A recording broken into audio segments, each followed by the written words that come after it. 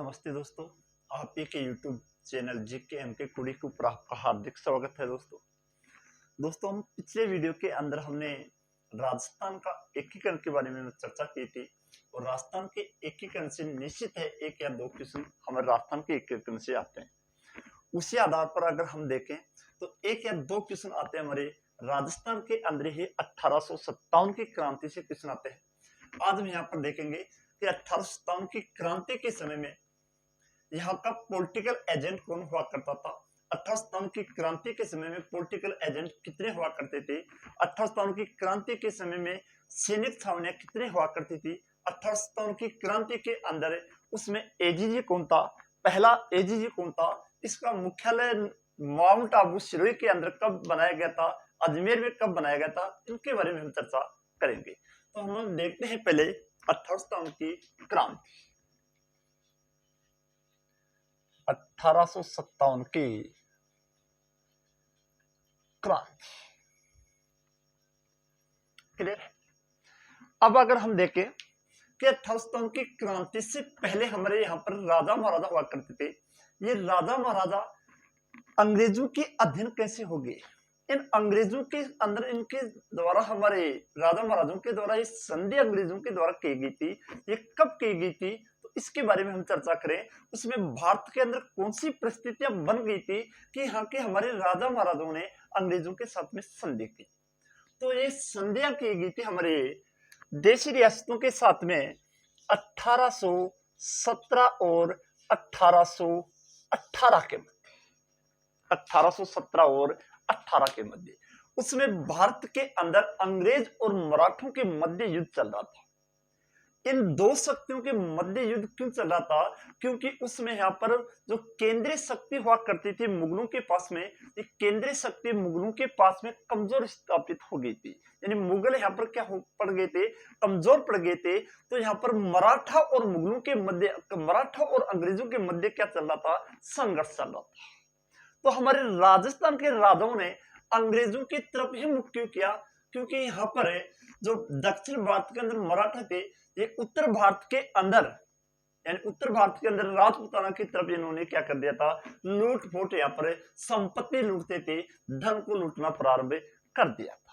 तो अगर हम देखें कि 1857 1817 और 18 के मध्य जो यहाँ पर संधियां हुई, क्या हुई थी, संधि हुई थी राजपूताना के साथ में। जो संधियां की गई थी उसमें बंगाल के अंदर यानी कलकत्ता, बंगाल बोल दूं मैं, बंगाल की राजधानी हुआ करती थी कौन सी, कलकत्ता, कलकत्ता। तो यहाँ पर एक अंग्रेजों का एक व्यक्ति बैठता था जिसको हम बोलते थे गवर्नर जनरल, और उसमें एक गवर्नर जनरल था हेस्टिंग्स। हेस्टिंग्स कौन था, हेस्टिंग्स। जब यहाँ पर गवर्नर जनरल हेस्टिंग्स था, उसमें 1817 और 1818 के मध्य इसे राजपूताना के अंदर हमने क्या कर ली थी, संधि की गई थी। क्लियर है। अब देखते हैं कि जब 1817 और 1818 के मध्य जो हमारा राजपूताना था, राजस्थान था, ठीक है, तो यहाँ पर राजस्थान के अंदर हेस्टिंग्स के मध्य यहाँ पर संधि की गई थी, लेकिन ये बंगाल में है और ये हमारा राजस्थान है। तो इन दोनों के मध्य काफी दूरियां हुआ करती थी। तो अंग्रेजों का एक रेजिडेंस हुआ करता था, और अंग्रेजों का एक रेजिडेंस हुआ करता था कहां पर, दिल्ली के अंदर हुआ करता था, और एक रेजिडेंस कहां पर था, मालवा में। एक कहां पर था, दिल्ली में था, और एक रेजिडेंस कहां पर था, मालवा के अंदर एक रेजिडेंस।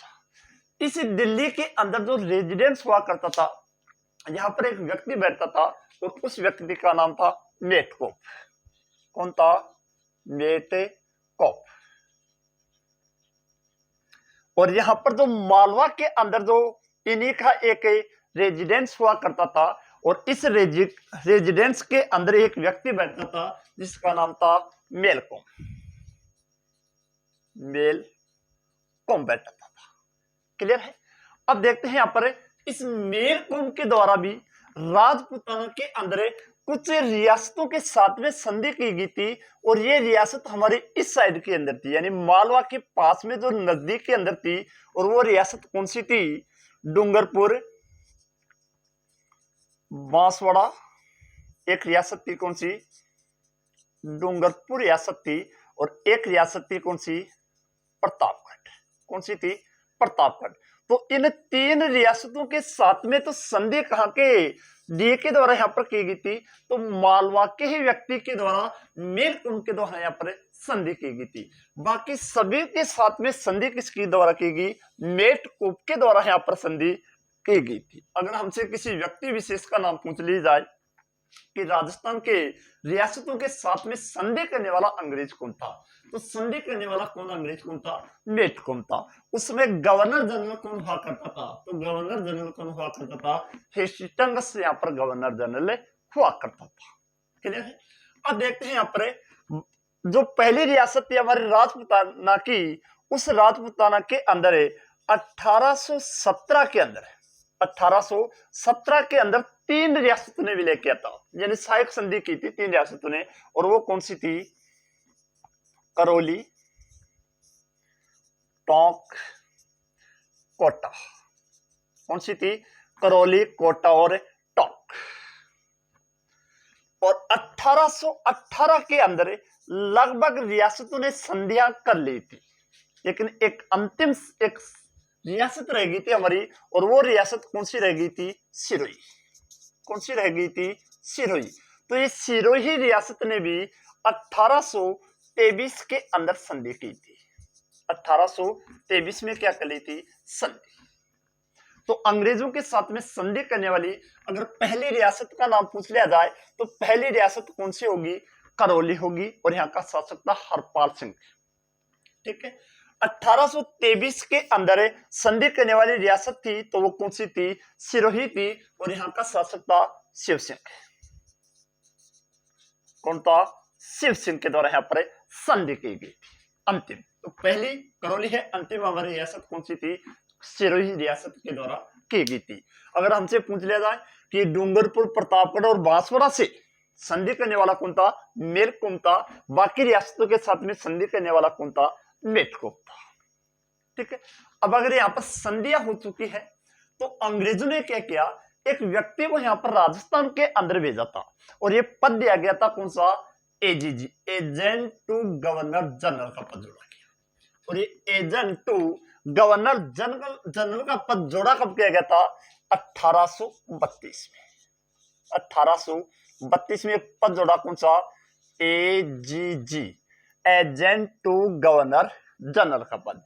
और जब ये एजेंट टू गवर्नर जनरल का पद जोड़ा गया, उसमें ब्रिटिश गवर्नर कौन था? तो उसमें ब्रिटिश गवर्नर था बेंटिंग। कौन था? बेंटिंग। ठीक है। तो बेंटिंग के द्वारा एजीजी का पद जोड़ा गया, और इस एजीजी का मुख्यालय बनाया गया था कहां पर? अजमेर में। कहां पर बनाया गया?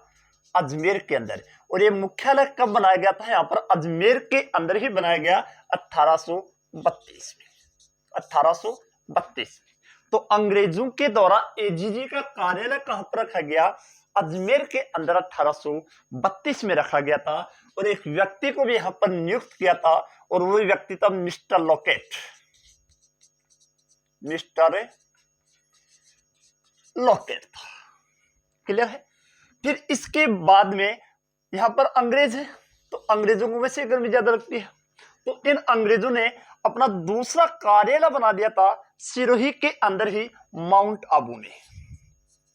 माउंट आबू में। और ये कार्यालय बनाया गया था माउंट आबू के अंदर कब? 1845 में। 1845 में। तो एजीजी 6 माह कहां पर रहेगा? माउंट आबू के अंदर है, और 6 माह कहां पर रहेगा? अजमेर के अंदर। यानी शीतकालीन राजधानी तो इसकी रहा करती थी कौन सी? अजमेर में शीतकालीन राजधानी। और ग्रीष्मकालीन ये ग्रीष्मकालीन राजधानी कहां पर रहा करती थी? माउंट आबू के अंदर रहा करती थी। और यहाँ पर पहले जो एजीजी हुआ करता था ये कौन था? मिस्टर लॉकेट था। अब हमसे क्वेश्चन पूछ लिया जाए कि जब ये तो 1832 की बात है, अगर 1857 की क्रांति हुई थी उस समय यहाँ का एजीजी कौन था? तो उस समय यहाँ का एजीजी था पैट्रिक लॉरेंस। कौन था? Patrick Lawrence. और जब ये क्रांति हुई थी उसमें पैट्रिक लॉरेंस कहां पर था? माउंट आबू के अंदर ही स्थित था, यानी माउंट आबू के अंदर ही उसने निवास कर रहा था यहाँ पर। ठीक है, अब देखते हैं इस एजीजी ने भी अपने अधीन कुछ पीए बना रखे थे, पॉलिटिकल एजेंट बना रखे थे। क्या बना रखे थे? राजस्थान के अंदर कुछ पॉलिटिकल एजेंट नियुक्त रखा करता था। यानी यहां पर कौन हो गया? गवर्नर जनरल हो गया। गवर्नर जनरल के अधीन कौन रहा करता था? यहाँ पर कुछ रेजिडेंट्स रहा करती थी। रेजिडेंट्स के अधीन कौन हुआ करते थे? एजीजी हुआ करते थे। और एजीजी के अधीन ही कौन रहते थे? पीए, पॉलिटिकल एजेंट रहा करते थे। तो अब हम देखते हैं कि राजस्थान के अंदर उसमें कुल कितने पीए पॉलिटिकल एजेंट रहते थे।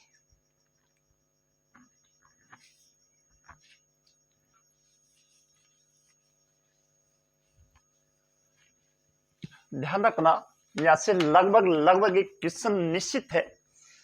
वैसे तो क्वेश्चन यहां पर 2 क्वेश्चन भी बन सकते हैं, लेकिन एक क्वेश्चन तो हमारा ऐसे मान के चलो कि 1857 की क्रांति से निश्चित ही एक क्वेश्चन हमारा बनता है। और इस क्वेश्चन हमारा गलत नहीं होना चाहिए। तो इसके अधीन अगर हम इसको काफी डिटेल से हम चर्चा करेंगे, क्योंकि यहाँ से हर एग्जाम के अंदर हमारा क्वेश्चन आता ही रहता है। तो पहले देख लेते हैं कि राजस्थान के अंदर यहाँ पर जो पीए हुआ करते थे, ये पीए के अंदर यहाँ पर राजस्थान में पीए कितने थे? 5 थे। जब 1857 की क्रांति हुई तो यहाँ का कौन सा पीए यानी पॉलिटिकल एजेंट था जो 1857 की क्रांति के साथ में 1857 की क्रांति से पहले ही चला गया था, भाग गया था, हमें मान सकते। तो देखते हैं एक बार।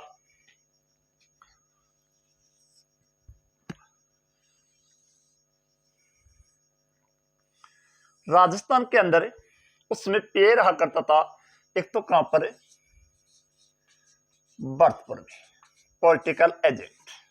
ठीक है, एक पीए रहा करता था कहां पर? जयपुर में। जयपुर में एक पीए रहा करता था कहां पर? कोटा में। और एक पीए रहता था कहां पर? उदयपुर में। और एक पीए रहता था कहां पर? जोधपुर में। कहां पर रहता था? जोधपुर के अंदर रहता था। ठीक है, जयपुर के अंदर जो रेजिडेंस हुआ करती थी इसको हम बोलते थे राजपुताना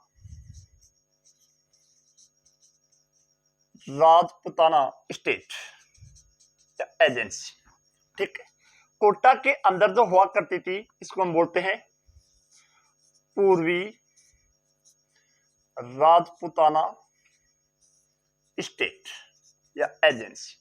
ठीक है, उदयपुर के अंदर जो हुआ करती थी इसको हम बोलते थे दक्षिणी राजपुताना एजेंसी या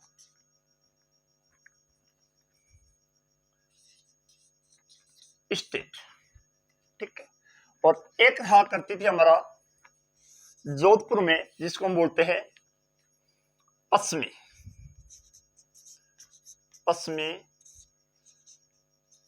राजपुताना एजेंसी या स्टेट। ठीक है, तो राजपुताना या जयपुर राजपुताना स्टेट एजेंसी कहां पर रहती थी? जोधपुर के अंदर रहती थी। और यहां का जो पीए रहा करता था, पीए ये था मेजर इडन रहता था। जो कोटा के अंदर था यानी पूर्वी राजपुताना स्टेट में था, ये था मेजर ब्रट्टन। ठीक, अच्छा, जो उदयपुर के अंदर रहा करता था यानी दक्षिणी राजपुताना में, ये था हमारा मेजर सावर्स था। ठीक है, और जो पश्चिमी राजपूताना जोधपुर के अंदर रहा करता था, ये था मेजर मेक मौसन। मेजर मेक मौसन। जयपुर में कौन था? मेजर ईडन था। कोटा में कौन था? मेजर बटन था। उदयपुर में मेजर सोवर्स था। और जोधपुर के अंदर या पश्चिमी के अंदर कौन था? मेजर मेक मौसन था। क्लियर है? और वर्तमान में था मोरिसन। मोरिसन था, ठीक है। लेकिन ये चला गया था उसमें 1857 की क्रांति के समय में ये चला गया था, यानी यहाँ पर उस समय नहीं था। तो कई बार क्वेश्चन आ जाता है कि उस समय भरतपुर के अंदर पॉलिटिकल एजेंट कौन हुआ करता था? मोरिसन हुआ यहाँ पर करता था। तो ये 6 यानी 5 तो क्या हो गए यहाँ पर कि यानी पॉलिटिकल एजेंट। 1857 की क्रांति के समय में एजीजी कौन है? Lawrence, Patrick Lawrence. पहला एजीजी कौन था? लोकेट था। अब इनके अलावा भी राजस्थान के अंदर 6 सैनिक छावनियां हुआ करती थी। सैनिक छावनियां कितनी होती थी? 6 सैनिक छावनियां यहाँ पर होती थी। अब ये 6 सैनिक छावनियां यहाँ पर कौन कौन सी थी, इसके बारे में अगर हम चर्चा करें तो देखते हैं यहाँ पर 6 सैनिक छावनियां भी है। राजस्थान में एकमात्र ऐसी कौन सी छावनी थी जो राजस्थान के अधीन तो आ रही थी लेकिन राजस्थान के अंदर वो नहीं थी? राजस्थान में वो कौन सी सैनिक छावनियां थी जिनके अंदर विद्रोह नहीं हुआ था? राजस्थान की वह छावनी कौन सी है जिसमें पहली बार यहाँ पर विद्रोह हुआ था? तो सैनिक छावनियां कितनी है? कुल 6 सैनिक यहाँ पर छावनियां थी। देखते हैं 6 सैनिक छावनी। 2 छावनियां तो हमारी अजमेर के अंदर थी। कौन सी? नसीराबाद और ब्यावर। ये दोनों कहां पर थी? अजमेर में थी, ठीक है। एक सैनिक छावनी हमारे उदयपुर में भी थी, खेरवाड़ा। खेरवाड़ा ये कहां पर पड़ती थी? उदयपुर के अंदर। एक सैनिक छावनी हमारी पाली में भी थी, एरिनपुरा। कहां पर पड़ती थी? पाली के अंदर। एक छावनी हमारी देवली टोंक में भी थी, वो देवली टोंक। और एक छावनी हमारी नीमच में थी। नीमच ये एमपी में पड़ती थी। कहां पर पड़ती थी? एमपी के अंदर पड़ती थी। तो अगर क्वेश्चन आ जाए कि उसमें कुल कितनी छावनियां थी, तो 6 सैनिक छावनियां थी। नसीराबाद, ब्यावर दोनों कहां पर है? अजमेर के अंदर थी। खेरवाड़ा कहां पर है? उदयपुर में थी। एरिनपुरा पाली के अंदर आती थी। देवली टोंक के अंदर थी। नीमच कहां पर है? एमपी में। लेकिन उदयपुर, जो उदयपुर का पे हुआ करता था 100 वर्ष, इसके अधीन आती थी कौन सी? नीमच। तो ध्यान रखना, क्वेश्चन की तरफ ध्यान रखना कि साहब राजस्थान की वह सैनिक छावनी जो राजस्थान के अधीन आती थी लेकिन राजस्थान से बाहर थी, वो कौन सी होगी? एरिनपुरा छावनी होगी। राजस्थान की कितनी सैनिक छावनियां थी जिसके अंदर विद्रोह नहीं हुआ? 1857 की क्रांति के समय में इन 2 सैनिक छावनियों में क्या नहीं हुआ था? विद्रोह नहीं हुआ। विद्रोह नहीं हुआ था इन 2 छावनियों में। और ये छावनी राजस्थान से क्या थी? बाहर थी। अब हम पढ़ेंगे इसके अंदर एक एक छावनियों के बारे में चर्चा करेंगे। पहली छावनी कौन सी थी जिसके अंदर विद्रोह हुआ था? तो पहली छावनी हमारी कौन सी थी? नसीराबाद छावनी थी। तो अगले वीडियो के अंदर हम यहाँ पर एक एक छावनी के बारे में चर्चा करेंगे। और इसके अलावा भी हमारे कुछ ऐसे क्षेत्र थे जहां पर भी 1857 की क्रांति के अंदर क्या हुआ था? विद्रोह हुआ था। तो आज इस वीडियो के अंदर हम यहाँ तक ही देखते हैं। जय हिंद, जय भारत।